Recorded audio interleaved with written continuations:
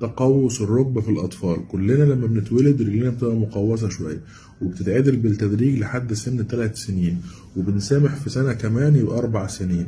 يبقى إذا بعد 4 سنين ما بنقبلش التقوس لو درجة عالية، وبنعمل له عملية نصلح بيها المفصل. إذا لو أنت ابنك عنده سنة ونص سنتين ورجليه مقوسة ما تخافيش، ده هيتصحح مع الوقت، بس اتأكدي من كذا حاجة. وأنا اتأكدي إن ابنك بياخد كفايته من كالسيوم وفيتامين د في الأكل.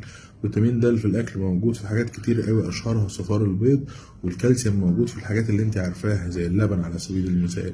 اتأكدي إن ابنك بيتعرض لأشعة شمس كافية على الأقل ساعة في اليوم بعيدا عن فترة الظهر، ساعة الصبح أو ساعة العصر.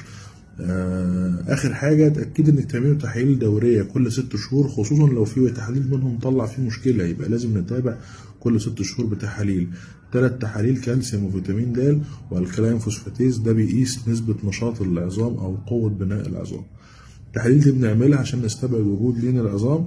وما تقلقوش طالما لسه ما وصلناش ل3 سنين ان شاء الله في الغالب هيصحح، لان النسبة الأقل هي اللي بتصححش، لكن الأغلب هو اللي بتصحح.